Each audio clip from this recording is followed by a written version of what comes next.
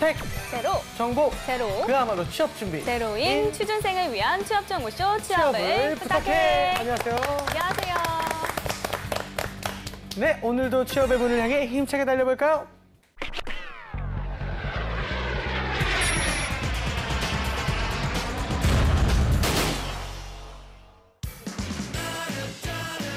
너의 취향을 저격해주마. 취향 맞춤 기업 정보 톡. 취향 저격 이 회사는 어때? 안녕하세요. 안녕하세요. 네, 오늘도 저희와 함께 해주실 분들 소개할게요. 취업 컨설턴트 홍기천 쌤, 취향 저격수 양상국형, 캠퍼스 특파원 이영훈 학생 나왔고요. 빅데이터 전문가 전민기 팀장 나왔습니다. 어서 오세요. 반갑습니다. 안녕하세요. 자, 오늘 알아볼 기업이 어디인지 화면으로 만나보시죠.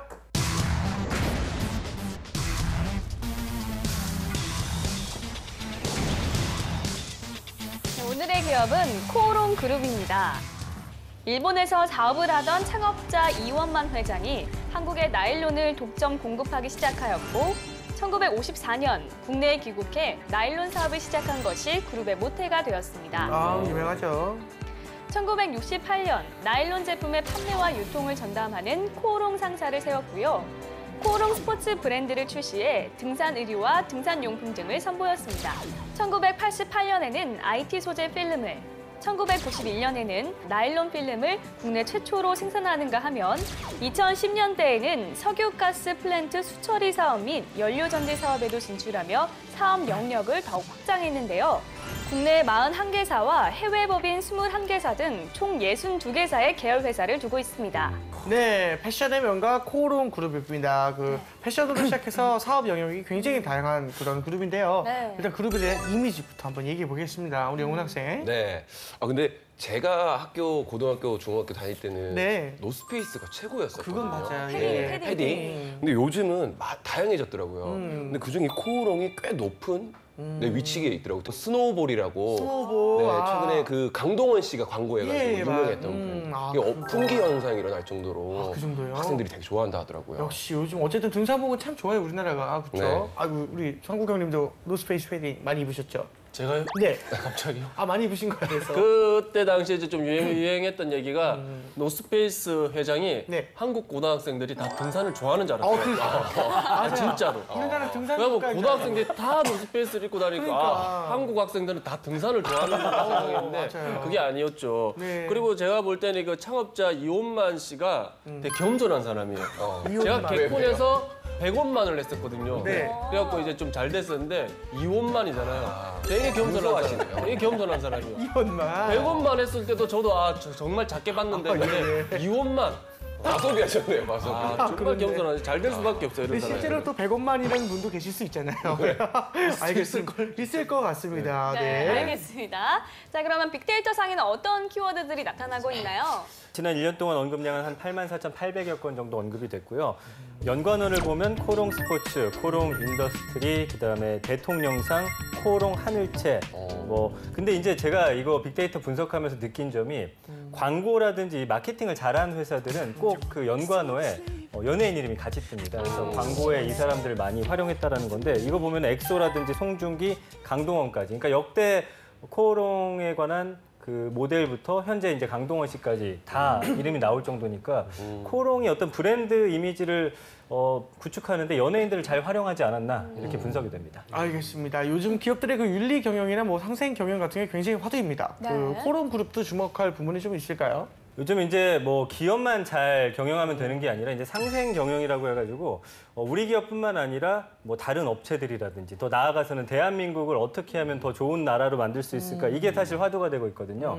코오롱 그룹 같은 경우는 이제 중소기업과 함께 성장해 나가기 위해서 계열사별로 다양한 프로그램을 진행을 하고 있는데 네. 대표적인 게 2013년부터 운영하고 있는 상생 펀드라는 거예요. 그래서 어떤 은행에다가 본인들의 자금을 일단 넣어 놓습니다. 그래서 여기서 협력업체들이 돈이 필요할 때 낮은 금리로 빌려갈 수 있게끔 프로그램을 만들어 놨어요. 그래서 기존 대출보다 연 한 2%포인트 낮은 금리로 이 협력업체들은 대출을 받을 수가 있고요. 네. 앞으로 이런 상생하는 기업들이 더 많이 늘어났으면 하는 바람을 가져봅니다. 네. 사실 그동안 악재도 많고 실적도 좋지 않았는데요. 홍쌤, 취준생들에게는 어떤 이미지의 기업인가요? 그러니까 두 부류가 있는 것 같아요. 그러니까 코오롱은 효성과 함께 우리나라의 대표적인 소재 기업이거든요. 그래서 사업군을 보면 산업자재, 그러니까 산업자재구는 이제 자동차 소재 같은 그런 다양한 재질들이 있고요. 그다음에 화학 소재 제품들, 그다음에 필름 전자 재료, 뭐 여러 가지 상품들이 있어요. 그러니까 대표적인 상품 중에 하나가 이 산업자재 부분에서는 타이어 코드라고 해서 타이어를 만들 수 있는 기본 원재료, 그다음에 뭐 에어박 원단이라든가 쿠션, 뭐 여러 가지 재질들이 있거든요. 그래서 지금 우리나라에서의 화학이라든가 소재 산업 자체가 지금 업황이 좋아요. 그래서 이공계 학생들은 이쪽을 많이 생각을 하고요. 그다음에 사실 이제 우리가 코오롱 인더스트리 F&B라고 해서 패션 사업 부분의 매출 비중은 그 의류 소재까지 합쳐도 한 30% 정도 되거든요. 그러니까 이 부분은 비중은 적지만 또 인지도가 높기 때문에 LG 패션이나 LF라든가 아니면 뭐 삼성물산의 패션 사업 부분, 이랜드 이런 걸 생각하는 문과 학생들도 또 코오롱을 중요시하게 생각하죠. 그러니까 공대생에서 여성 문과에 이르기까지 다양한 그 구직자들한테 기회를 주는 기업이다. 그렇게 생각하시면 되겠습니다. 네. 알겠습니다. 그 취준생들의 생생한 이야기도 한번 들어볼 건데요. 인터뷰 분위기는 좀 어땠나요? 근데 코오롱이 아까 뭐 62개사의 계열사를 갖고 있고 다양한 데서 뭐 실적이 좋잖아요. 근데 학생들한테 물어보면 전부 다 코오롱 스포츠밖에 모르더라고요. 아하. 네, 그게 좀 아쉬웠습니다. 네. 알겠습니다. 600년 전통이 있는 CF 같아요. CF 같은 등장. 성균관대 역사 다큐처럼. 전통의 역사를 자랑하는 이 성균관대 학생은 코오롱에 대해서 어떤 생각을 하고 있을까요? 오늘 그것을 한번 파헤쳐 보겠습니다. 그것이 알고 싶다. 네, 약간 좀 네. 그런데 말입니다. 귀신 같아요. 귀신 같죠. 방학인데도 학생들이 꽤 많더라고요. 네. 방학인데 계절학기 들으러 왔어요. 왜 국제 이렇게 계절 학교. 학교에 온 거예요? 네, 지금 학생회 일을 하고 있어서 네, 겸사겸사 네. 학교에 나와 있습니다. 학생회 네. 혹시 코오롱이라는 네. 회사에 대해서 좀 들어본 게 있어요? 덕평휴게소가 코오롱 거라고는 이거 들었던 알고 있네? 토픽에서 네. 이용해봤어요? 네, 제가 화장실이 굉장히 중요하게 생각해가지고 네, 그래서 그래요? 네, 근데 덕평휴게소가 일단은 휴게소도 전반적으로 네, 덕평도 시설이 코오롱 더 좋았어서 계열사에. 화장실 100점 만점에 몇 점이에요? 네. 거의 한 98점 정도. 98점. 다양하네. 나머지 2점 그렇죠. 어떻게 채울까요? 그거는 아마 네. 호텔 정도는 돼야. 호텔 정도 돼야. 네네. 거기에 입사를 또 이번에 신입 뽑더라고요. 마케팅을 한다고 하면 어떤 일을 좀 할 것 같아요? 지금 기존의 휴게소는 먹거리 위주였다면 네. 지금 앞으로의 휴게소는 뭔가 잠깐 들려서 휴식하는 것뿐만 아니라 네. 뭔가 오랜 시간에 머물면서 쇼핑도 오. 하고 거기서 좀 더 관광이 될 수 있는. 네네네 그렇게 오. 하지 않을까. 야 민서가 민지야 오랜만이다. 야 후배로 인터뷰 한번 하자. 인터뷰 한번 하자. 그래. 민서가 넌 지난번에 빠지고 민지만 데리고 갈게. 미안해. 지난번에 했던 친구라서 후배들 앞에서는 굉장히 또 센 형이네요. 갑질을 잘합니다. 의미심장한데. 4학년이잖아요. 네. 수료를 했다고 들었는데 네, 졸업을 하지 수료했습니다. 않았고 왜 그랬을까요? 아무래도 졸업을 하지 않고 수료만 했을 때는 수료만 도서관이나 하고 이제 유예를 학교 시설 같은 했거든요. 거를 이용을 계속 할 수 있으니까 요새 그런 학생들도 꽤 그런 많아요. 점도 네. 있었고 엄청 또 많죠. 아무래도 이제 졸업하면 기업에서도 뭐 취업이 더 안 된다 그런 말이 졸업자보다는 졸업 예정자를 더 선호하는 경향이 있는 것 같아서 네. 네. 코오롱이라는 기업이라고 혹시 들어보셨어요? 네, 들어는 봤습니다. 어떤 기업으로 좀 알고 있는 거? 스포츠웨어 판매하고 있는 그렇죠. 기업으로 네. 알고 있어요. 네. 많이는 알고 있지는 못하지만. 좀 근데 제가 사실 좀 연예인의 언지를 공보로 줬잖아요. 쓰기 때문에 좀 네, 이거 찾아보더만. 본것 네, 같아요. 찾아봤는데 뭘 찾아? 찾아봤는데 예쁜 옷을 많이 파는 걸로. 네.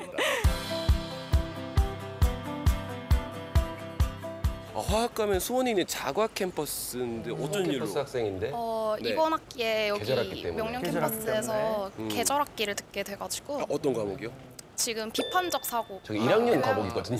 이제 4학년 학생이 들고 왔더라고요. 혹시 코오롱이라는 기업에 대해서 좀 들어본 적 있으실까요? 제일 많이 들어본 건 아무래도 네. 아웃도어 네. 거의 아웃도어를 제일 제일 많이 많이 하네요. 알고 있고 네. 최근에는 뭐 테마파크나 네. 아니면 네, 뭐 알고 제약 있더라고요. 테마파크. 했다고 알고는 있어요. 또 화학가니까 한번 질문 드리겠습니다. 아, 네네. 코오롱이 사실 시작한 게 나일론 회사에서 시작했거든요. 아, 네네. 코리아 플러스 나일론이 합쳐진 합성어예요. 코오롱이라는 게. 나일론 네.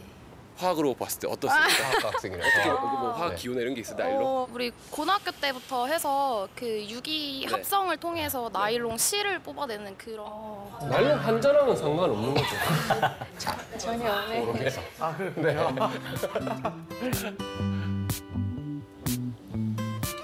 경영관. 경영학도들을 그렇죠.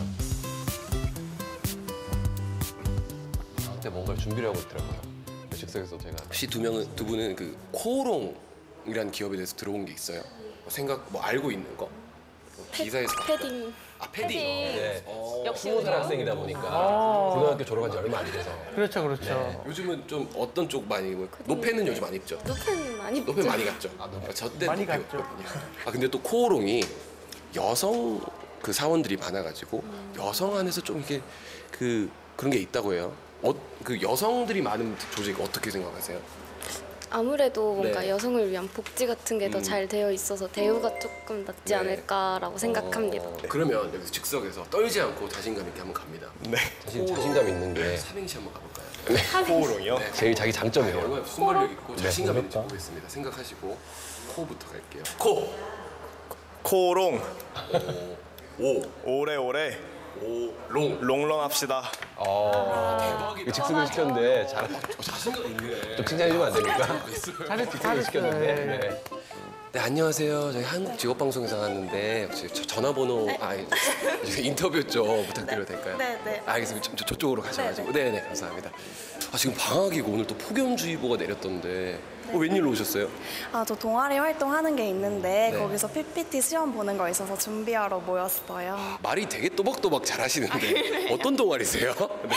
저는 알림이라고 하는 네. 학교 단체인데요. 네. 입학처 산하 단체로 공식 홍보대사예요. 네. 혹시 거기서 본인 역할이 어떤 역할이에요? 저는 미디어 팀에서 일을 하고 있어서 이게 거의 기계처럼 술술 나오거든요. 그 멘트가 소개 멘트가. 오늘 저희가 주제 기업이 코오롱이라는 기업이거든요. 네. 기업 이름을 들었을 때 어떤 기업 같아요? 제가 네. 그 코오롱 오피스텔 약간 이런 데서 이름을 들어본 것 같아서 오피스텔. 코오롱 그 패딩도 애들 많이 입고. 네. 이제 알겠죠? 네, 알아요. 이제 알아요. 네, 알아요. 아저씨 낫죠, 제가? 그렇네요. 네. 저는 개인적으로 그 코오롱이 그렇게 많은 계열사를 갖고 있는 줄 몰랐어요. 그러니까요. 휴게소까지. 학생들이 그걸 다 알고 있었나요? 아니면 대부분 모르고 있었나요? 그러니까 그 저학년 학생들은 거의 모르고 코오롱 스포츠 이런 거밖에 모르고요. 네. 고학년 학생일수록 뭐 그쪽으로 좀 관심을 가진 학생들이 있어서. 있는 것 그래도 같더라고요. 뭐 여러 가지 이야기가 나는데요. 저희 네. 또 이제 한간의 소문을 좀 만나봐야겠습니다. 상국이요. 네, 우리 또 코오롱의 한간의 소문 알아보도록 하겠습니다. 코오롱 인더스트리는 여성 직원들이 아주 치열하다고 카더라. 예, 이게 아무래도 뭐 여성 패션 쪽이다 보니까 여성분들이 많아서 그런 건가요? 패션 쪽도 그렇고 이제 아무래도 화학회사다 보니까 아까도 화학도 전공했던 친구가 나왔던 것 같은데 이 공대를 보면 기계과 이쪽에 남성 비율이 정말 높고요. 그다음에 이공계 캠퍼스에서 가장 또 여성이 많은 데가 이제 화학하고 바이오 이쪽이에요. 네. 그러니까 이공계들도 이제 여성 채용이 조금은 많은 기업이죠.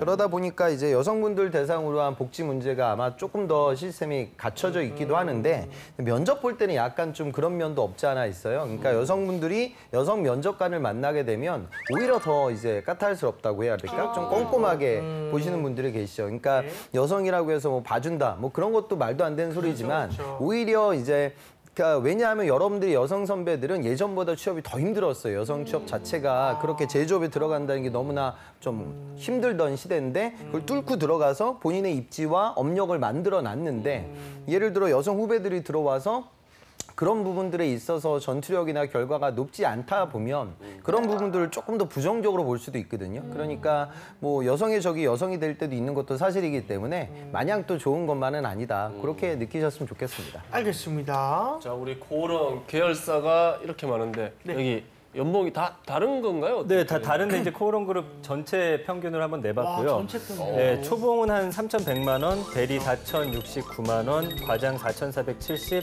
차장 4,885, 부장 5,540. 얼핏 보면 좀 적어 볼 수가 있는데 너무 전체 평균이라 이 예. 정도면 뭐 그래서 코오롱 생명과학이라든지 인더스트리 이런 회사들은 뭐 연봉이 높겠죠. 거의 뭐 8, 9천 정도까지 가는 걸로 제가 확인을 했거든요. 그렇기 때문에 좀 계열사마다 좀 폭이 컸던 것 같고요. 그다음에 인센티브라든지 뭐 이런 것들을 합쳤을 때 그 코오롱 안에서도 좀 어떤 부의 불균형이라고 할까요? 회사마다 계열사마다 조금의 차이는 있는 있을 것 것으로 같네요. 보입니다. 예. 네. 그렇군요. 알겠습니다. 자, 그렇다면 보통 어느 정도의 스펙이면 취업이 가능하다고 볼 수 있을까요? 그 예전에 이제 코오롱 베니트는 과거에 이제 코오롱 정보통신에서 이제 유래가 된 네. SI 기업인데요. 여기에 이제 솔루션 영업팀 인턴으로 취업했던 재학생인데 국승세단 출신이고 전공은 이제 경영 쪽이고요. 그 다음에 복수 전공으로 근데 이 친구는 독특하게 컴퓨터 공학을 했어요. 그리고 이제 학점이 한 3점 중반, 토익은 한 900 초반, 그리고 스피킹은 6급.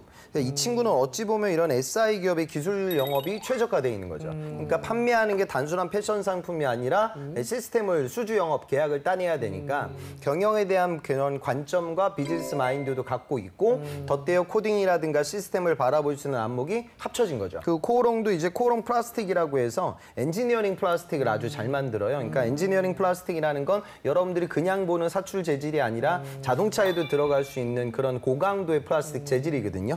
그런 파트에 이제 기술직으로 입사했던 학생인데 이 친구는 이제 수도권 사립대학교를 나왔고 학점은 뭐 한 3점 후반대, 그리고 토익도 한 800 한 후반대 이 정도로 이제 전공이 이제 응용화학 생명 쪽이었어요. 그러니까 본인 전공을 살려서 잘 취업을 했죠. 그러니까 전자공학을 했던 친구들한테 삼성전자나 LG전자가 중요하듯이 똑같이 메머드급 기업입니다. 그래서 금번 하반기에도 채용이 많을 것 같으니까 여러분들이 적극적으로 도전해 보셨으면 좋겠어요. 네. 알겠습니다.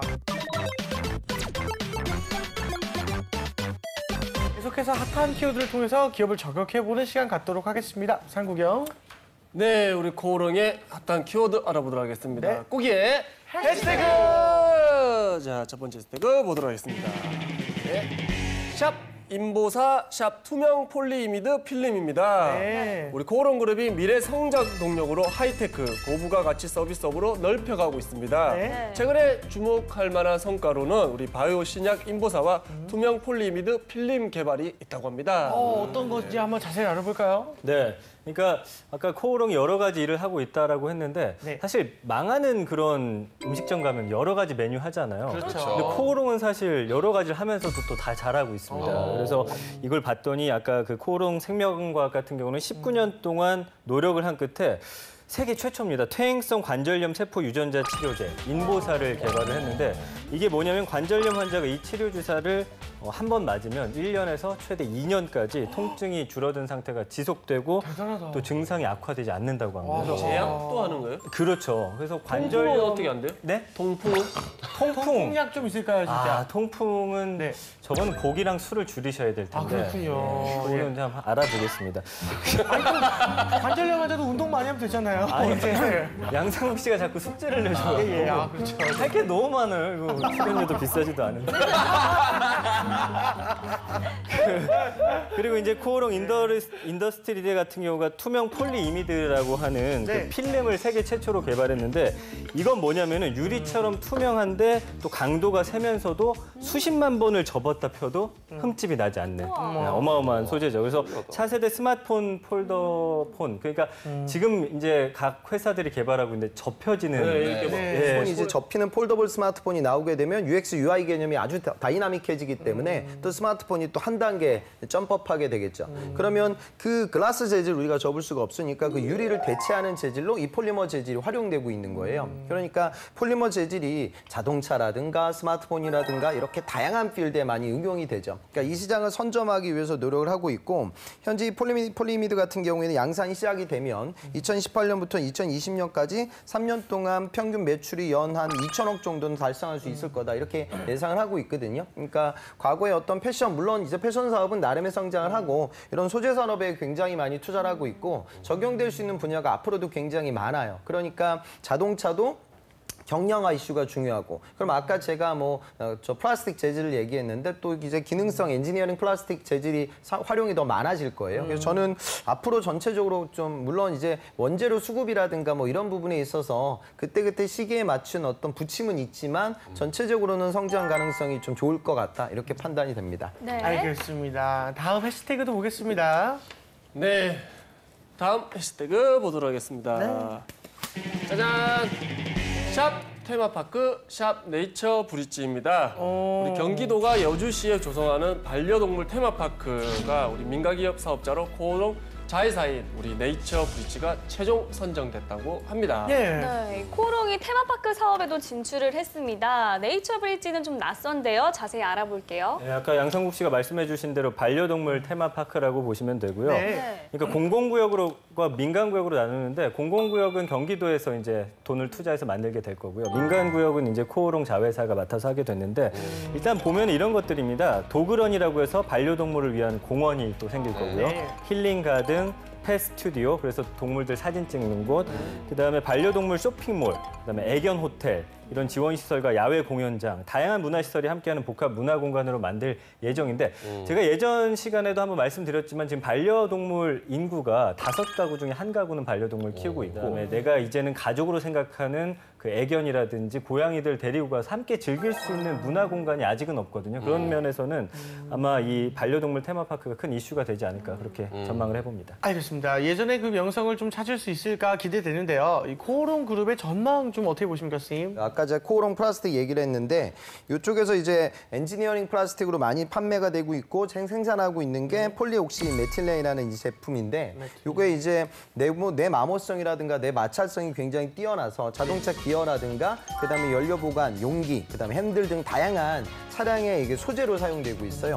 그래서 이런 부분들이 전체 매출에서 코오롱 플라스틱 매출의 약 한 44%가량을 차지하고 있거든요. 전 세계적으로 굉장히 유명한 화학회사 바스프하고 함께 2016년도에 합자법인 그러니까 코오롱 바스프 이노폼을 이제 설립을 했고 그리고 바이오 산업도 이제 코오롱 그룹이 전략적인 차세대 미래 사업으로 보고 있고 또 그런 성과가 지금 당장 실적은 좀 좋진 않아요. 그런데 이건 장기적 관점에서 지켜봐야 될 부분이 되기 때문에 저는 이런 노력들을 보면 또 좀 청신호가 아닐까, 밝은 미래가 보이지 않을까 그렇게 생각됩니다. 네, 알겠습니다. 자, 지금부터는 학생들의 궁금증을 들어보도록 하겠습니다.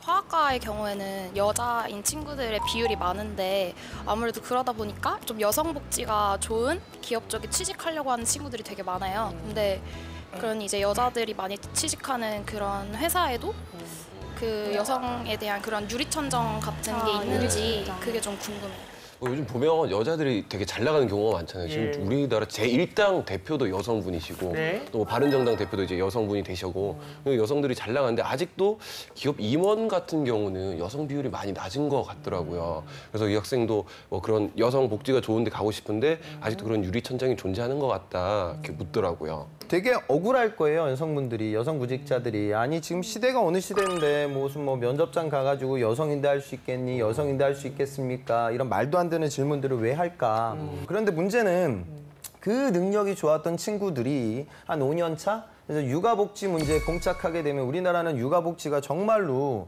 좀 열악하기 때문에 그때부터 전투력이 급감해요. 그분들 입장에선 지금의 모습이 미덥지 않아서가 아니라 미래에 분명히 그런 단계들과 위기가 올 텐데 이 친구는 그걸 버텨낼 만한 내구성과 열정과 직업감과 그런 갈등이 생겼을 때 슬기적으로 의사결정을 할 수 있는 그런 능력이 과연 있을까? 그러니까 이런 식의 관점이죠. 그러니까 억울해 보일 수도 있지만 어찌 보면 또 그럴 만한 이유가 있기도 하다. 이렇게 생각하고 답변을 하셨으면 좋겠어요. 얼마나 그 워크앤라이프 이 밸런스를 맞추기가 힘들고 갈등이 생겼을 때 어떤 슬기로운 의사결정이 필요하고 또 얼마나 중요한 직업감과 프로의식이 있어야 하는지 그런 부분들에 대한 사전 고민 정도는 해봤다. 차라리 그게 여러분들한테 설득이 될 거예요. 자, 그럼 또 다른 질문도 들어보겠습니다. 코오롱에서 지금 매달 공채로 거의 신입을 뽑고 있는데 필요에 의해서 새로운 사람들이 계속 뽑는 건지 아니면 내부적으로 문제가 있어서 그 문제가 생겨서 퇴사하는 분들 때문에 공채를 매달 실시하는 건지 그런 부분이 일단 궁금합니다. 실제 홈페이지를 들어가 보니까요. 조사해보다 봤는데 막 7월 공채, 6월 공채가 떠 있더라고요. 뭐지? 그래서 계속 찾아봤는데 4월, 3월, 2월, 1월 매달 공채를 뽑더라고요. 보고 이게 왜 그런 건지 뭐 계속 진짜 사람이 필요해서 그런 건지 그러니까요. 그런 건지 아니면은 뭐 내부에서 못 견뎌서 나가거나 뭐 이런 문제가 있어서 그런 건지.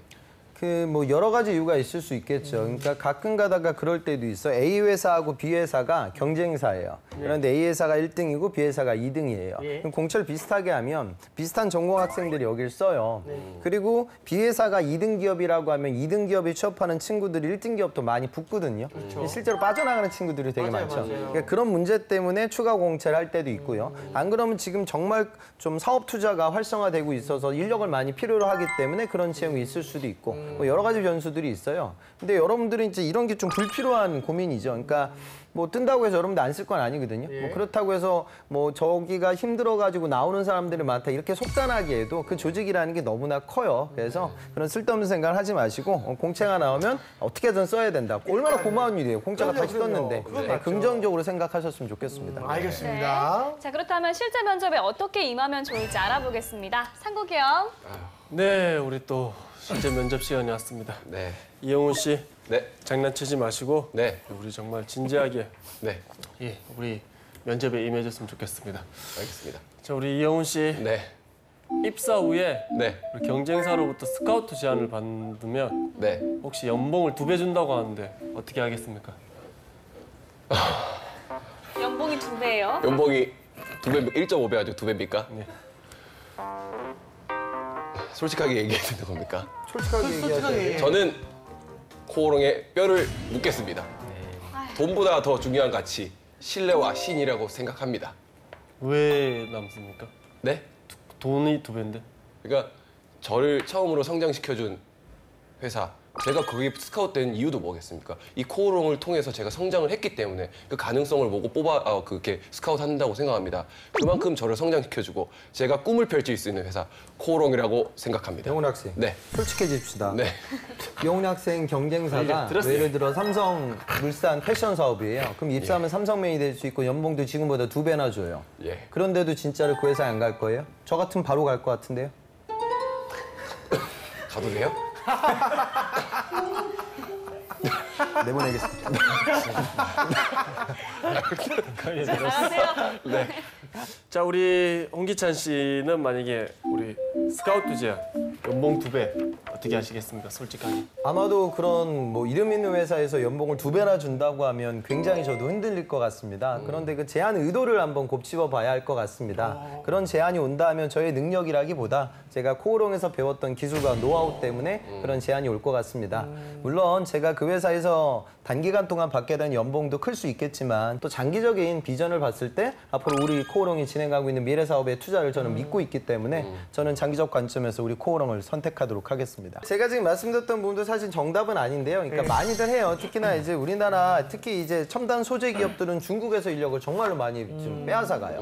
그러다 보니까 이 친구가 이렇게 로열티를 가지고 회사 생활할 수 있는지를 검증하거든요. 그러니까 시간으로 좀 쪼개서 얘기하는 화법들을 드리면 조금 더 이야기가 잘 오고 가지 않을까 그런 생각이 들고요. 알겠습니다. 마지막으로 또 홍쌤의 꿀팁 들어보겠습니다. 그러니까 문과 학생들한테 드리고 싶은 이야기가 항상 코오롱? 네. 코오롱 퓨전 말고 딴 데 쓰라고요, 선생님? 여기 보니까 뭐 타이어 코드, 에어백, 스펀본드, 필름, 석유수지. 저 이런 거 몰라요. 근데 제가 이런 데 가서 어떻게 취업을 하죠? 저 일 못하는데요? 이렇게 생각을 해요. 이게 여러분들의 착각이라고요. 그러니까 지금 이 코오롱에 있던 산업재 기업들처럼 모르는 정보들을 굉장히 많이 접하게 될 거예요. 그건 여러분들만 모르는 것이 아니라 여러분들의 경쟁자들도 다 모르는 부분이거든요. 그러니까 좀 자신감을 갖고 적극적으로 도전해서 여러분들이 좀 식견을 넓혔으면 좋겠습니다. 알겠습니다. 자, 오늘 취향 저격은 여기까지 하고요. 저희는 다음 시간에 다시 찾아오겠습니다. 감사합니다.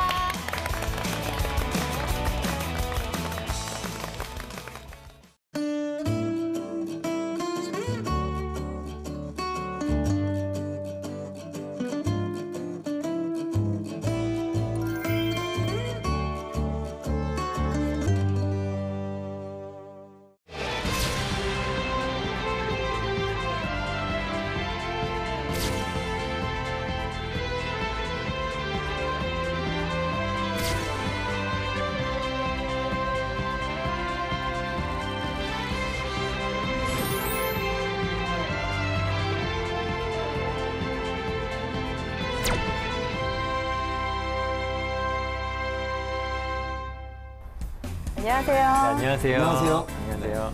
아, 요즘 날씨가 더워서 그런지 네. 기력이 좀 쇠약해졌어요. 그걸 날씨 때문이라고 생각하시죠? 그럼 아니에요? 나이 때문입니다. 어, 더위 아니더라도 왜 기력이 쇠하실 거래요? 이런 걸 가지고 팩트 폭행이라고 하는군요. 사실인 거죠. 뭐 이건 어떻게 할 수가 없습니다. 자연의 흐름. 네. 알겠습니다. 네, 지원자들의 느낌 알 것 같아요. 네. 독서를 받았을 때 그 느낌? 그걸 독설이라고 생각하시다니. 팩트 폭행이네. 자연의 법칙에 대해서 설명해 드렸습니다, 지금. 네, 알겠습니다. 받아들이겠습니다. 네. 오늘 지원자는요, 한국국토정보공사에 지원을 한다고 합니다. 네, 한국국토정보공사로 하게 되면 좀 나이가 있으신 분들은 잘 모를 수도 있는데 네. 과거에 대한지적공사라고 불려지는 곳 중에 하나입니다. 네. 네네. 특히 오늘 지원자가요, 지적 측량 분야에 지원을 하는데요. 우리 학생회장님께서 네. 한국국토정보공사와 또 지적 지적 측량에 대해서 설명을 해주시죠. 왜 발음부터 어려운 친구가 있을까요? 네. 네. 일단 기본적으로 국토에 대한 종합 정보를 조사 및 관리를 하고 있고요. 그다음에 네. 다양한 공간 정보 서비스를 제공하는 기관 중에 하나라고 보시면 될 것 같습니다. 네. 그리고 지적 측량은 도지를 지적 공부에 등록하거나 지적 공부에 등록된 경계를 복원할 목적으로 지적 소관청의 직권 또는 이해관계인의 신청에 의해 각 필지의 경계 또는 좌표와 면적을 정하는 측량을 말하는데요. 간단하게 말하자면 우리 학생들이 좀 쉽게 설명드리자면 가끔 이 길을 지나가다 보면은 어떤 기구를 통해서 이렇게 뭐 측량하는 걸 아마 가끔씩 길에서 보시는 분들 있을 거예요. 어떤 뭐 줄을 가지고 이렇게 한다든지 뭐 이렇게 측정하는 걸 보는데 국토정보공사가 전반적으로 하는 업무라고 보시면 될 것 같습니다. 네. 우리나라의 국토를 전반적으로 관리하는, 수행하는 그렇죠. 네, 그렇죠. 그런 일이군요. 그렇죠. 네. 이게 왜냐하면 가끔씩 보면은 어떤 이 집과 집 간의 어떤 경계가 좀 애매할 때가 있거든요. 또 이런 것들을 맞아요. 또 정확하게 이해관계를 정리해 주는 것이 또 여기서 하는 업무 중에 또 하나라고 보시면 될 것 맞아요. 같습니다. 분쟁이 일어나잖아요. 그렇죠. 경계 때문에. 그렇죠. 그게 또 한 평이 엄청나게 비싸지 않습니까? 그렇죠. 서울이나 이런 데서는. 네네네. 그렇다면 삼촌 지원 자격 어떻게 되나요? 그러니까 공기업들이 요즘 탈스펙을 하고 있죠. 네. 그 전까지 탈스펙하기 전까지의 공기업은 지원 자격이 상당히 좀 높았어요. 뭐 토익은 900점 이상, 네. 뭐 성적 상위 몇 % 이내 이랬었는데 네 가지만 확인합니다. 적격자 확인. 네. 나이는 19세에서 60세 사이, 남자 같으면 군대를 갔다 왔느냐, 합격이 됐을 때 바로 취업이 가능하냐, 그러니까 입사가 가능하냐. 맞아요. 그렇죠. 졸업자라든가 이제 이런 게 되겠죠. 그다음 네 번째가 공무원 되는데 문제가 없느냐. 요 네 가지만 확인해서 확인이 되면 필기 시험을 보게 하는 방식입니다. 그렇군요. 특히 그 지원하는 지적 측량 여기는 자격증이 또 필수입니다. 그래서 네. 지적기사, 산업기사, 기능사 요 세 가지 자격증 중에 하나 혹은 뭐 다 가지고 있으면 훨씬 더 좋을 것이고 네. 어쨌든 요 정도만 있으면 지원이 가능합니다. 네, 근데 필수 조건이라는 말씀이신 그렇죠. 거죠? 네. 네. 그럼 채용 기간이 좀 궁금한데요. 언제 채용 공고가 되죠? 네, 상반기에 한번 4월 달에 좀 진행이 됐었고요. 네. 아마 하반기에는 10월 달에 공채가 있을 예정입니다. 네. 그리고 현재 좀 채용형 인턴제를 좀 실시 중이고요. 한 4, 5개월간의 인턴 과정을 거친 다음에 뭐 어떤 회사랑 비슷하겠지만은 뭐 교육 성적이라든지 업무 수행 능력이라든지 실무 평가, 뭐 근무 자세 등을 종합적으로 좀 평가를 한 다음에 한 몇 % 정도가 정규 전환되느냐 거의 대부분 됩니다. 95% 이상이 전환을 되고 있기 때문에 네. 뭐 마른 채용형 인턴제인데 거의 대부분은 전환된다는 어떤 관점에서 좀 마음을 놓고 지원을 해주셔도 좋을 것 같습니다. 네. 여기가 좀 전환율이 좀 높은 편이에요. 네, 그래서 그렇습니다. 사실은 네네. 보통 공기업도 전환할 때는 70% 이런 경우들도 있거든요. 그렇죠. 네네. 높은 편이네요. 네. 또 조직을 이해하는데 우리가 또 인재상을 빼놓을 네. 수 없잖아요. 인재상 어떤가요? 세 가지입니다. 창조, 소통, 화합인데 창조는 이제 변화의 도전. 그다음에 소통은 고객을 지향하는 소통. 그다음에 화합은 상생을 추구하는 화합. 이렇게 세 가지가 돼 있습니다. 네. 이것이 인재상입니다. 창조, 소통, 화합. 네, 이 세 가지 역량을 갖추려면 어떻게 해야 될까요? 제 생각은 이미 그 대학 생활이나 이런 걸 통해서 갖추고 있다고 생각이 돼요. 네. 다들 기본적으로 갖추고 있죠. 근데 이제 그 좀 더 잘 갖추기 위해서는 조직 생활해 보는 게 가장 좋을 것 같아요. 네. 뭐 동아리라든가 아니면 직장 인턴이라든가 이런 걸 통해서 하다 보면 이런 것들이 생기죠. 근데 특히 이 중에서 소통이나 화합은 진짜 조직 활동 해보면 생기는 거잖아요. 네. 근데 중요한 건 여기서는 좀 창조 같아요. 창조가 참 어려운 거죠. 창의성 같은 거 많이 강조하고 그러는데 평상시에 뭔가 개선을 해보려고 많이 시도를 해보거나 고민을 해봤다든가 이런 친구들이 좀 창의적이고 두 번째는 기업들이 좀 그러잖아요. 이 사람이 창의적인 게 테스트하기 위해서 인문학 서적을 얼마나 많이 읽었느냐 뭐 이런 것도 중요하기 때문에 특히 그 중에서 역사 뭐 그런 책들을 많이 읽어보고 그런 게 좀 갖추는 데 도움이 되지 않을까 이렇게 생각이 됩니다. 네. 네, 저는 좀 이런 생각이 좀 들더라고요. 변화에 도전하는 창조 이런 게 왜 필요할까에도 좀 생각을 해봤었는데 과거의 그 지적 측량이나 이런 것들은 이런 곳에 대부분의 어떤 하늘 자체가 뭐 지적 측량을 통해서 어떤 뭐 국토에 대한 뭐 정확한 어떤 이런 것들을 좀 계획하고 관리하는 어떤 목적으로 좀 했었는데 네. 그 업무를 보게 되면은 과거에는 그냥 측량이 목표였다면은 지금은 공간 정보 서비스를 목표로 한다. 그리고 우리들이 또 착각하는 것 중에 하나가 뭐냐면 공기업도 분명히 돈을 버는 곳이거든요. 네, 네. 네. 안전이 무슨 어떤 이윤을 창출을 목표로 하고 있지는 않지만 좀 더 나은 어떤 서비스를 통해서 그런 더 많은 어떤 매출을 또 올려야 되는 기간 중에 하나이기 때문에 이런 부분에서도 항상 내가 하는 업무에서 어떤 새로운 어떤 사업적 아이디어라든지 새로운 어떤 사업적 분야를 찾고 생각해 봐야 될 것 같습니다. 고객들은 어떤 니즈들이 있는지 해외에서는 어떤 사례들이 있는지 이것을 자꾸 벤치마킹하고 공부하면서 어떤 창조적인 어떤 자세를 갖추는 것이 좀 중요하지 않을까 또 그런 생각들을 한번 해보게 되었습니다. 네네. 학생들이 어려워하는 게 이제 창조 이쪽 부분인데 그쵸, 사실 그쵸. 저는 새롭게 뭔가를 만들어내는 게 창조라고 생각하지는 않거든요. 기존에 있던 거에서 조금의 업무 효율을 가지고 올 수 있는 변화를 그렇죠. 좀 가지고 있으면 그렇죠. 예를 들어서 아르바이트에서 내가 이 뭐 5분 걸리는 일을 2, 3분 걸리게 한번 방법을 바꿔봤다든지 뭐 그런 사례를 좀 가져와도 좋을 것 같아요.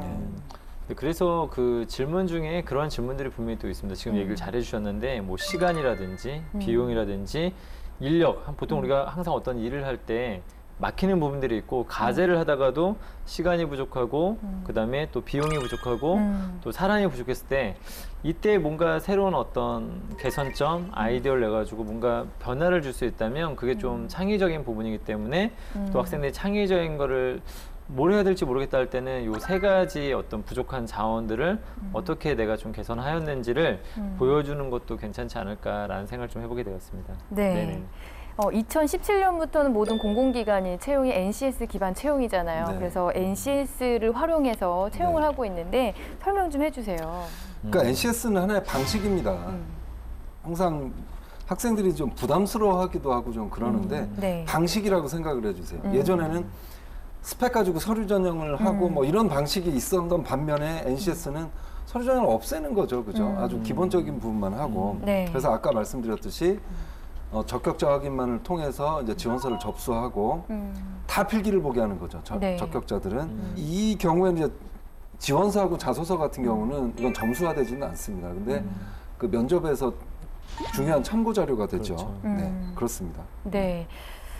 그 서류 부적격이라는 그 기준이 알아보니까 그 뭐 최소 글자 수를 채웠느냐 혹은 뭐 여기에서 필요한 자격증, 필수 자격증이 있는데 그것을 없는 상태에서 지원을 했느냐 이런 기본적인 수준만 거르더라고요. 그렇죠. 예, 그래서 크게 뭐 이렇게 그거에 대한 뭐 노력보다는 면접이나 직무 시험 이런 거에 조금 더 좀 집중을 해야 될 것 같아요. 네.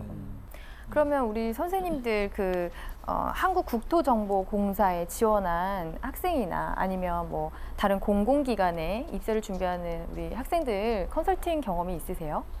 봤었을 때 좀 가장 중요한 거는 좀 요즘에 어쨌든 그 면접 트렌드 자체가 그 공기업 같은 경우에는 뭐 상황 면접을 본다든지 역량 면접을 본다든지 좀 그런 부분들이 좀 많기 때문에 좀 저는 좀 그런 부분들에 대해서도 오늘 또 많이 강조하게 되지 않을까라는 생각이 좀 듭니다. 저도 최근에 공공기관의 취업을 많이 관심을 가지고 지원을 하는 친구들이 있는데 일단 공공기관을 다 똑같이 생각하는 친구들이 많아요. 공기업의 기준도 잘 모르고 있고 그래서 이 조직을 이해하는 것부터가 시작인 것 같고요. 그 수익 사업을 하는지 공공 복리 사업을 하는지 그 구분을 명확히 해서 지원을 해야 될 것 같아요. 네. 그러면 저희가 한국국토정보공사에 대해서 얘기를 나눠봤는데요. 우리 지원자는 셀프 영상을 어떻게 준비를 했는지 얘기를 나눠보도록 하겠습니다. 네.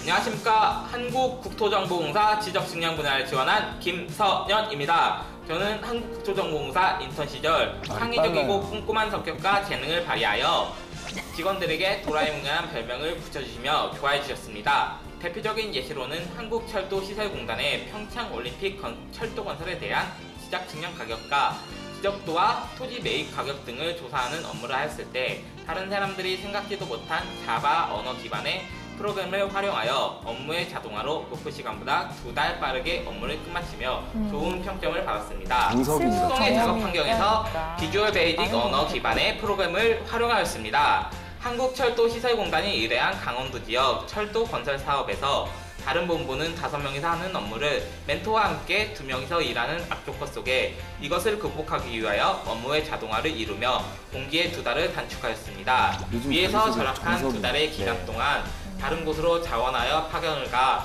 그곳의 직원들이 알지 못하였던 엑셀의 기술을 이용하고 직접 입력하던 사항을 함수를 이용하여 직원들이 업무를 해결함에 있어 깨끗하고 시간을 내용이 단축시켰습니다. 업무를 해결할 때 기존에 시도하지 않았던 창의적 방법과 더욱 효율적인 방법을 발굴하고 직원들이 생각지도 못한 부분까지 꼼꼼히 챙기며 각종 물품과 방법을 꺼내드는 도라에몽 같이 별명이 돋보이는 인턴 경험이었습니다. 감사합니다. 벌써 끝났군요. 이미 기대됐어요. 내용은 참 알차게 준비를 잘한 것 같아요. 네, 맞습니다. 근데 이제 너무 보고 대본이 있는 것 같은. 그렇죠. 앞에 뭔가 있어 보이죠. 안경에도 좀 비친 것 같은데. 말투가 조금 딱딱한 점이 약간 아쉬웠네요. 전반적으로 해도 내용은 되게 충실한 것 같고 자기 했던 일이나 자기가 갖고 있는 기술이나 이런 것들을 어떻게 활용했는지 좀 가치 부여 같은 걸 되게 잘해주었던 것 같아서 좀 눈여겨봤던 것 같습니다. 다만 좀 한 가지는 이 도라에몽이 얼마나 많은 사람들이 알까에 대해서 좀 생각해 봐야 될 것 같습니다. 만약에 저도 사실은 도라에몽은 좀 알지만 정확하게 도라에몽 캐릭터 정확히 모르거든요. 도라에몽이라는 어떤 만화가 있고 만화 캐릭터가 있다는 걸 아는데 도라에몽과 같이라는 어떤 얘기를 했을 때 도라에몽이 어떤 캐릭터지라는 약간의 이런 헷갈림들이 좀 있는 것 같아요. 그래서 저도 그런 특징은 잘 몰라요. 예, 그래서 대부분 아는데. 사람들이 모를 수도 있고 또 정확한 캐릭터를 모를 때에는 좀 이런 표현도 주의해서 써야 되지 않을까라는 이번들이 좋아하는 거는 그렇죠. 뭐 슈퍼맨 같은 예를 들면 쉽게 딱 연상될 수 있는 걸 써야 되는데 누구나 알 수 있는 근데 약간 도라에몽은 그래도 아직까지는 제가 봤을 때는 일부의 사람들만 알 것 같은 어떤 느낌이 들어서 약간 표현을 주의했으면 좋겠다는 생각이 좀 들었습니다. 네. 저는 일부의 사람입니다. 도라에몽 굉장히 바로 시대를 앞서가서 저 같은 경우는 진짜 그 말 좀 천천히 하고 좀만 밝게 하고 이러면 제가 아까 정석이라고 2번이나 얘기를 했거든요. 리절트에 대해서 굉장히 구체적인 수치로 얘기를 해주고 제가 제일 좋아하는 부분이기도 하죠. 그리고 지원서도 이따가 말씀을 드리겠지만 이 친구는 진짜 직무 적합성 면에서 높은 점수를 받을 것 같아요. 지원서에도 이 직무와 관련된 경험을 쓰고 집중적으로 이쪽으로 경험을 하고 실제로 직무를 실제로 해보고 측량도 해보고 해봤다는 건 굉장한 강점일 것 같아요. 그래서 그런 거 위주로 그러니까 일반적인 거 많이 쓰잖아요. 뭐 의사소통이나 이런 게 아니라 이런 걸 위주로 해서 특히 개선한 것까지 뭐 단축시켰다 이런 것들 다른 시도를 했다 이런 것까지 한 거 보면 좀 많이 준비가 돼 있고 많이 써본 친구가 아닐까라는 생각이 좀 들었어요. 그러면 바로 이력서 먼저 볼까요? 조금 웃으면 어떨까요? 이제 앞으로 이렇게 사진이 필요하다면 우리가 뭐 사원증에 낼 수도 있고, 그렇죠? 근데 그럴 때 사진에서 좀 웃었으면 좋겠어. 나중에 선 보러 갈 때도 저 사진이 갈 수도 있는데. 그리고 이제 이렇다 보니까 아까 그 셀프 영상에도 봤듯이 이병의 그 어떤 군기가 바짝 든 모습 그런 게 사진에서 좀 보이고 그런 것 같습니다. 지금 이 김선현 씨 같은 경우에는 근무 경험이 있어요. 한국국토정보공사에서 5개월가량 지금 이제 근무를 했기 때문에 이거는 플러스 점수죠. 그리고 건축사 사무실에서 일한 것도 또 경력적으로는 제가 봤을 때 분명히 좀 플러스가 되지 않을까. 특히 저 엑셀 잘하는 신입사원들 사랑하죠, 그죠? 그렇죠. 저것도 한번 확인을 어느 정도 하는지 확인을 해봐야 되고. 또 캐드 같은 것을 굉장히 많이 활용하기 때문에 이러한 부분들도 굉장히 좀 좋게 평가받을 수 있지 않을까라는 생각이 좀 듭니다. 그러니까 저 자격사항도 보면 이 친구는 정말 준비를 잘해왔어요. 그러니까 이 회사를 들어가기 위한 준비를 아주 소수일 것 같거든요. 이 정도까지 다 갖춘 사람들은. 지금 이제 도시계획 기사 같은 경우에는 가산점 2%까지는 받을 수 있는 자격증이거든요. 근데 지금 필수 자격증은 없어요. 지적 기사나 산업 기사나 기능사. 그 부분만 좀 준비가 된다면 뭐 이렇게 서류 통과하는 데는 무난하게 갈 수 있을 것 같아요. 그러면 자기소개서로 넘어가 볼까요? 지금 이 자기소개는 한국국토정보공사에 기반한 자소서를 쓰진 않았어요. 지금 이제 기본적으로 준비하는 단계다 보니까 그 기본 자소서를 지금 준비를 해왔습니다. 저는 성장 과정을 보면서 이 자기소개를 쓰기 전에 뭔가 계획이 좀 있었어요, 분명히. 그래서 이런 점을 강조를 해야 되겠다 해가지고 이미 결정을 내린 다음에 네. 항목에 맞게 하나하나씩 배치를 한 것 같거든요. 그 이제 대표적인 게 이 직무에 해당되는 걸 목표를 세우고 뭐 계획을 세우고 네. 캘린더를 이용해서 일정 관리도 잘하고 네. 그러므로 나는 이 직무에 적합하다라고 이렇게 좀 강조를 한 것 같아요. 근데 이게 실제로 이루어졌는지는 확인을 해봐야 되겠죠. 면접에서는 그런 것들이 좀 확인이 되는 과정이 되지 않을까 저는 그렇게 생각합니다. 네, 이 부분에서 저는 뭐 비교적 잘 기술이 잘 되어 있는데 이 단기적 계획과 장기적 목표에 대해서 이렇게 항상 갖고 있고 노력을 해왔다고 했었는데 네. 좀 그런 부분의 예시가 도시계획기사 캐드로고만 하기에는 약간 약하지 않나? 그래서 저런 부분에 대해서는 면접관의 입장에서 좀 의구점을 가질 수 있기 때문에 그 부분에 대해서 좀 더 깊게 물어볼 수 있지 않을까라는 생각을 좀 해보게 되었습니다. 조금 표현 하나만 아쉬운 걸 좀 찝자면 마지막에 문장에 자격증을 딸 수 있었던 것 같다. 네, 취득했다라고 그쵸. 좀 바꿔주시면 훨씬 네. 좋을 것 같아요. 같습니다. 이런 표현도 자신감 떨어져 그렇죠. 버립니다. 예, 불확실한 표현들 별로 선호하지 않으니까요. 두 번째 항목으로 넘어갈까요? 예. 사실 뭐 요즘 장단점 이런 거 물어보는 항목은 이제 없죠, 자소서에. 근데 뭐 굳이 장단점에 맞춰서 이걸 평가를 한다 그러면 네. 결국 직무 역량일 것 같아요. 네. 역량이 강점이고 아니면 인재상이라든가 이런 걸 좀 할 것 같은데 네. 적극성과 계획성을 이렇게 썼죠. 네. 뭐 적합합니다. 뭐 그 직무 역량이나 이런 거. 근데 여기 보면 네. 질문할 거리들이 굉장히 많아요. 네. 대표 사례가 일단 없어요. 그리고 성과가 뭐냐. 여기 지금 성과를 얻어가고 있습니다. 네, 근데 맞아요. 이런 것들이 나중에 그 추가 경험 면접에서 추가적인 질문이 나올 수도 있겠죠. 네. 그리고 단점 부분은 맨 밑에 보시면 단점이라기보다는 좋은 점을 부각시키며 공사를 많은 기여를 할 것입니다. 이런 거 인정받지 못해요. 그냥 면접관들은 그거죠. 아, 이게 단점인데 이게 단점이라고 언제 알게 됐냐. 그리고 지금 이 단점을 극복하기 위해서 무슨 노력을 했냐. 그 결과 어떻게 좋아졌냐. 이것도 다 하나의 그 역량평가 방식에 있어서의 그 답변을 준비해야 될 것들인데 여기서는 그런 게 전혀 나와 있지가 않아서 이런 것들이 이제 질문으로 아마 후속 질문으로 주어질 것 같습니다. 일단 계속해서 계획성을 좀 보여주고 싶은 의도는 알겠습니다만 그 설득력이 떨어지는 게 모든 것을 계획한다. 이건 믿기 어렵거든요. 사실은 어떻게 하루의 일과부터 해가지고 이거 모든 일을 앞서서 계획한다는 거는 예전에 그 영화에 플랜맨이라고 있었는데 혹시 저도 기억이 나네요. 그렇게 모든 일을 계획할 수는 없거든요. 그러니까 이런 부분에서 저는 조금 의구심이 계속 드는 거예요. 진실한 사람인가? 이거는 어느 부분에서 뭐 장기적인 목표 내가 뭐 어떤 진로나 어떤 학업 성적이나 이런 걸 계획할 수 있지만 모든 것을 계획할 수는 없잖아요.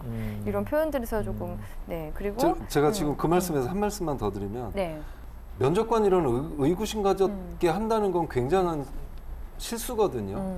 공기업은 진실성도 중요하고 뭐 책임감, 윤리감 윤리성 이런 게 중요한데 이미 여기서는 그 탈락할 가능성이 있다는 거예요. 의구심을 갖게 했다. 신뢰도가 떨어진다. 그래서 이런 모든 뭐 이런 거 진짜 꼭 조심하셨으면 좋겠어요. 저는 그래서 그 지적 측량 분야이니까 자기가 꼼꼼하게 뭘 측정을 하고 그랬던 경험 사례를 가져왔으면 그게 더 이제 빛을 발하지 않았을까. 과거에 인턴 경험도 있잖아요. 그렇게 했으면 조금 저는 좋았겠다. 좀 아쉬웠던 점은 좀 윗부분과 좀 같은 맥락에 좀 이야기를 하는 것 같아서 여기서는 조금은 어떤 다른 매력, 다른 어떤 본인의 어떤 그 성격적인 성향적인 어떤 부분을 알려줬으면 좋겠는데 위에도 계획적인, 밑에도 계획성 있는 하다 보니까 좀 같은 이야기를 듣고 있다라는 느낌이 좀 들어서 약간 본인을 피하라는 데는 좀 아깝지 않나라는 생각이 살짝 좀 들었습니다. 네. 자, 그럼 세 번째 항목으로 넘어갈까요? 네, 전문 지식. 네. 전문 지식 보면서 저는 이제 아쉬웠던 거는 네. 여기도 보면 직무에 대해서 꼼꼼하고 숫자 감각도 꼼꼼함에 뭐 이렇게 연관되는 거잖아요. 네. 근데 숫자가 전혀 보이질 않죠.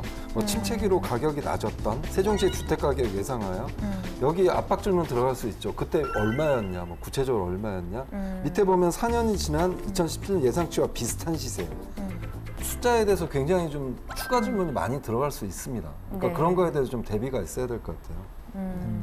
그 전문 지식 관련된 부분에서는 뭐 비교적 처음에 지식 관련된 부분은 굉장히 잘 작성이 되어진 것 같습니다. 그래서 아마 다른 타지원자들에 비해서는 분명히 이런 부분이 직무기술서에 나와 있는 어떤 부분은 굉장히 충실한 어떤 역량, 스킬적인 부분이라든지 어떤 지식적인 부분을 잘 설명을 해준 것 같은데 약간 저는 주택가격을 예상해서 수익을 낼 것으로 전망을 했다라고 하는 어떤 이 부분과 왜 새로운 가치 창출 사업에 좀 연결되는지 사실 이건 저는 약간 의구점이 좀 들거든요. 그래서 이 부분도 좀 면접에서는 한번 체크를 해야 되는 어떤 부분이 아닌가라는 생각이 좀 들기도 합니다. 네네.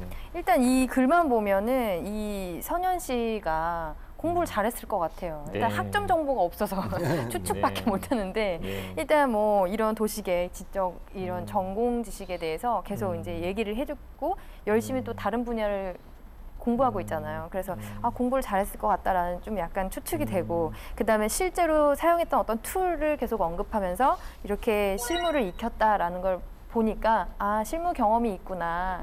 그래서 이 친구랑 더 얘기를 해보고 싶다라는 거는 이제 마음이 들고 그다음에 아쉬운 부분들은 이런 거죠. 직무에 필요한 공부들을 그럼 무엇을 했냐 이런 부분 그리고 실무 도구 툴을 어떻게 사용을 해서 어떤 효과를 냈냐 이런 거죠. 그런 부분이 조금 아쉬운 부분이에요. 그러면은 마지막 항목으로 넘어가겠습니다. 향후 포부에 대해서 얘기를 했는데요. 향후 포부 같은 경우는 이제 조직도 고민하지만 그 조직의 책임자들도 고민하는 부분이라서 네. 자소서를 이렇게 보면서 반가운 내용들이 분명히 있어요. 근데 여기 보면 단기적 목표는 지적 측량업을 완벽하게 익히는 것이 목표고 또 더욱 갈고 닦을 것입니다. 이런 거 별로 안 반갑거든요. 이건 뭐 기본적으로 당연히 해야 되는 거니까. 여기서 또한 이후가 좀 관심이 있을 것 같아요. 새로운 수익 모델을 찾는데 도움을 줄 것입니다. 근데 이게 아마 그 아까 변화를 하는 뭐 창조성 이거와 관련된 걸 텐데 네. 여기 보면 표현이 수익 모델을 찾는데 도움을 준다. 도움을 드린다도 아니고 아니면 뭐 기여를 한다라든가 좀 표현이 이런 것도 좀 조심해서 썼으면 좋겠는데 궁금하긴 할 것 같아요. 왜냐하면 어떤 면에서 뭘 도움을 줄 건지를 써놓지 않았기 때문에 이거 반드시 질문 들어갑니다. 네. 뭡니까 이게? 그리고 이런데 도움을 줄 거라고 말씀을 하셨는데 도움 준다고 생각하는 근거는 뭐냐? 이제 이런 질문들이 여기 들어갈 수가 있겠죠. 그래서 그런 거 이외에는 뒤에 또 그동안 배웠던 지적 지식 이런 것도 별 관심이 가서 뭐 질문이 던져지거나 그런 건 아니에요. 왜냐하면 이건 월급 받으면 당연히 해야 되는 거거든요. 그래서 저는 여기에서 제가 면접관이면 또한부터 도움을 줄 것입니다. 이거 새로운 수익 모델. 이거 집중적으로 압박을 해서라도 구체적인 답변을 얻어낼 것 같아요. 근데 만약 여기 답을 못한다? 네. 그러면 이제 신뢰도가 또 떨어지는 거죠. 그죠? 네. 저는 이 향후 포부를 보면서 그 직무 기술서를 본 게 맞나라는 생각이 들어요. 그 업무에 집중해서 쓴 게 맞는지 직무 기술서에는 그런 뭐 수익 모델 창출하고 그런 내용들은 없었거든요. 네. 그래서 이제 지적 측량이라든지 뭐 제조사라든지 지적 확정, 축적 변경 이런 것들이 지적 측량 분야의 업무 직무로 설정되어 있는데 너무 그 외에 다른 것들을 이제 언급한 것 같다는 생각이 들고 사실 구체적인 이런 표현들이 없어서 일단은 이 사람이 경험도 있고 실제로 할 수 있다는 거는 감이 오지만 정말 뭐 잘 알고 잘 하고 있나 이런 의구심이 자꾸 이제 드는 그런 부분이 있습니다. 네.